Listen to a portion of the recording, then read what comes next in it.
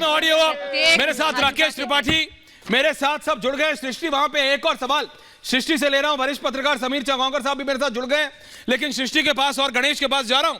सृष्टि अभी आ रही हैं, वो भी फ्रेम से हट गए। कोई नहीं, रिकनेक्ट कर लीजिए। गणेश जो उत्तर प्रदेश में पीडीए की बात कर रहे थे अखिलेश यादव राहुल गांधी के साथ, वो बड़ी सी गाड़ी में या वो 80 लाख की जीप रैंगलर में बैठ के सोच रहे थे टिकट ले आएंगे। 57 ओबीसी उम्मीदवार हैं, 18 एसटी हैं, 27 एससी हैं, 47 युवा हैं, 28 महिलाएं हैं। तो वो सारा जो उनका प्लान था वो सारा धराशायी हो जाता है। गणेश और वहां पे रखिए सृष्टि को भी। जी गणेश। देखिए, जिस तरीके से आज बीजेपी की जो सूची जारी की गई, अखिलेश की जिस तरीके से वो पीडीए की बात कर रहे थे, सब कुछ धराशायी कर दिया गया है।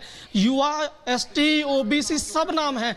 और जिस तरीके से कहा जा रहा था, कोई किसी भी वैसा नाम नहीं कि जिस तरीके से लग रहा था, जिस तरीके से अगर हम देखें, चाहे अजय मिश्र टेनी का भी नाम यहाँ पर देखने को मिल रहा है, डुमरियागंज से जो सांसद है जगदम्बिका पाल, उनका भी नाम देखने को। और सबसे बड़ी बात देखिए, जो अयोध्या जिस जगह के लेकर लगातार संघर्ष हो रहा था, वहां से लल्लू सिंह को टिकट मिलना अपने आप में बहुत बड़ी बात है। अगर फिर अभी आपने जिस तरीके से मेरे गृह जनपद गोंडा की बात की, वहां से कीर्तिवर्धन सिंह को टिकट मिलना, उर्फ राजा भैया को टिकट मिलना, तीसरी बार वो चुनावी मैदान में जा रहे हैं। तो उधर अगर बात किया जाए, हर एक समीकरण यहां पर बिठाया गया है, युवा, एसटी, ओबीसी, महिला, सभी समीकरण बिठाए। तो एक और बड़ा नाम अमेठी चलते हैं। अमेठी में जिस तरीके से स्मृति ईरानी को वहां पर लेके आया गया, जिस तरह लगातार चुनौती भी दे रही है, राहुल गांधी को लगातार चुनौती दे रही है कि मैं फिर से वहीं से लड़ूंगी, और फिर से उसी जगह को वहां पर बीजेपी ने उन्हें टिकट दिया। अब देखने वाली बात होगी क्या उस मैदान से राहुल गांधी जाते हैं कि नहीं जाते हैं, ये अपने आप में देखने वाली बात है। लेकिन बीजेपी ने सारा गुणा गणित बिठा दिया है, और जिस तरीके से जो विपक्ष बिठाने की भी कोशिश कर रहे थे, नाम की सूची जारी करते हुए उनके गुणा गणित को धाराशाही करने की पूरी तरीके से कोशिश एक तरीके से कर दी है। साथ मेरा पैनल पूरा जुड़ गया है। राकेश त्रिपाठी हैं, समीर चौगांवकर हैं, मनोज सिंह काका हैं, रत्नाकर त्रिपाठी जी सब जुड़ रहे हैं। गणेश और सृष्टि आप लोग बने रहिए मेरे साथ। राकेश त्रिपाठी जी, आपको लगता है जो पहली लिस्ट है विपक्ष तो कह रहा है, या मैं पहले समीर जी के पास जाता हूं for a neutral analysis. Sameer दादा क्या लग रहा है आपको? काका साहब आ रहा हूं, समीर दादा के पास आ रहा हूं। समीर जी समीर दादा क्या लग रहा है ये लिस्ट? देखिए अशर भाई, 195 उम्मीदवारी की जो पहली सूची जारी करी है, उसके अंदर 102 कुल मिलाकर ओबीसी, एससी और एसटी है। मतलब आप जिस पीडीए की अखिलेश यादव बात करते हैं, जिस ओबीसी की राहुल गांधी बात करते थे, प्रधानमंत्री नरेंद्र मोदी ने 195 उम्मीदवारों में से 102 कुल मिलाकर ओबीसी, एससी और एसटी, मतलब 50% से ज्यादा कैंडिडेट की लिस्ट जारी कर दी है। यह बताता है प्रधानमंत्री मोदी का कि प्रधानमंत्री मोदी ने जो कहा था कि मेरे लिए 4 जातियां हैं, उन सब का ध्यान रखा है, ओबीसी का ध्यान रखा है, महिलाओं का ध्यान रखा है, पिछड़ों का ध्यान रखा है, दलितों का ध्यान रखा है। यह बताता है कि प्रधानमंत्री मोदी किस तरीके से उम्मीदवारों को तय कर रहे हैं, और जो 370 का टारगेट लिया है उसको ध्यान में रखकर सूची जारी की गई है। मुझे लग रहा है कि प्रधानमंत्री मोदी और भारतीय जनता पार्टी ने सूची जारी कर दी, और विपक्ष इंडिया गठबंधन अभी तक सिर्फ गठबंधन भी तय नहीं कर पा रहा, उम्मीदवार तो तय करने बहुत दूर की बात है। देखिए, मैं सिर्फ ये कह रहा हूं कि जरा कुछ उत्तर प्रदेश के कुछ इंटरेस्टिंग है, राकेश जी को भी ले आइए और रत्नाकर जी को भी और काका साहब को भी। देखिए, श्रावस्ती से निपेंद्र मिश्र जी के बेटे साकेत मिश्र जो कि एमएलसी हैं, उनको टिकट दिया है। अंबेडकर नगर से रितेश पांडे बसपा से आए, पिताजी भी साथ आए। जौनपुर से कृपा शंकर सिंह, महाराष्ट्र के पूर्व गृह मंत्री।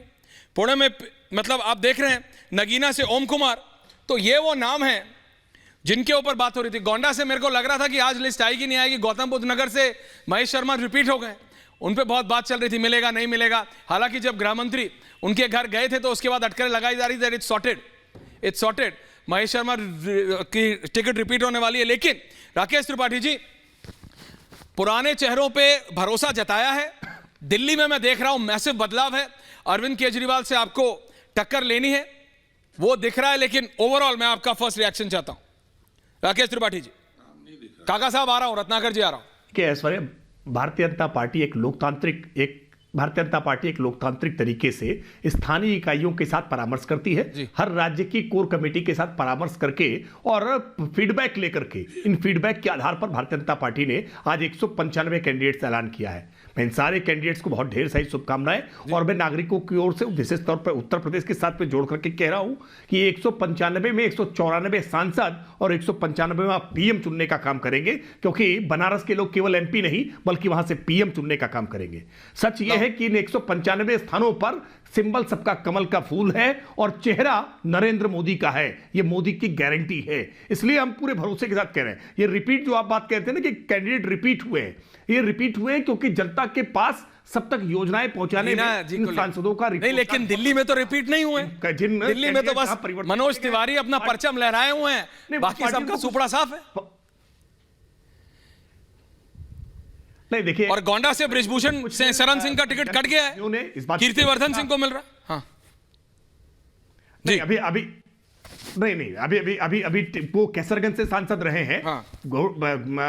आप जिनकी बात कर रहे हैं वो कैसरगंज से सांसद, और कैसरगंज सीट का भी ऐलान नहीं हुआ है। 51 सीटें अभी घोषित हुई हैं। दूसरे चरण में जब सीटों का ऐलान होगा तो उन सीटों पर निकल करके बात आएगी। लेकिन मैं पूरे आश्वस्त होकर के कह सकता हूं कि नरेंद्र मोदी जी ने जिस तरह से गरीबों के जीवन में परिवर्तन किया है, ये 195 सांसद जीत करके आने वाले हैं। ये केवल भाजपा के प्रत्याशी नहीं बल्कि आने वाली लोकसभा के ये निर्वाचित सदस्य बनकर के दिखाई पड़ने वाले। नहीं, आप कह रहे हैं कि 195 में से 195, तो ये सब क्या अपना बोरिया बिस्तरा उठा के चले? रीना जी, मनोज सिंह काका जी, रीना जी, दिल्ली में बीजेपी मैसिव चेंज कर रही है। दिल्ली में बीजेपी, आप देखिए, बांसुरी स्वराज जी हैं, कंवलजीत सहरावत है, मनोज तिवारी हैं, प्रवीण खंडेलवाल है, शिवराज सिंह चौहान का रिएक्शन सुना रहा हूं और फिर आ रहा हूं रीना जी आपके पास। शिवराज सिंह चौहान, पूर्व मुख्यमंत्री, टिकट मिला है उनको संसद का।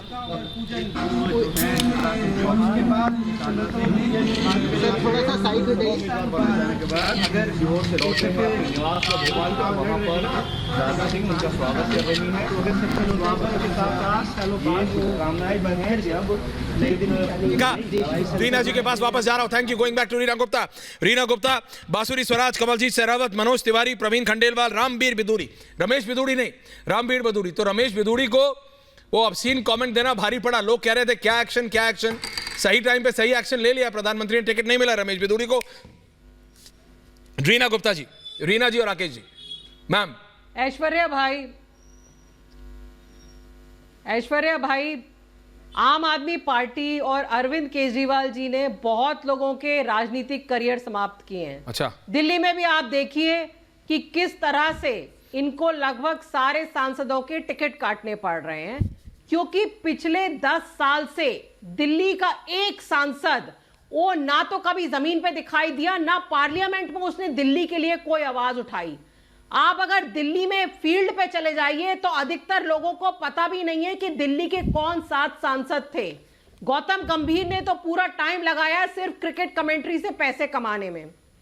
लेकिन ऐश्वर्या भाई, एक हेडलाइन और भी हो सकती थी कि जब जहाज डूबने वाला होता है तो कुछ प्राणी जो हैं वो जहाज छोड़ के भाग जाते हैं।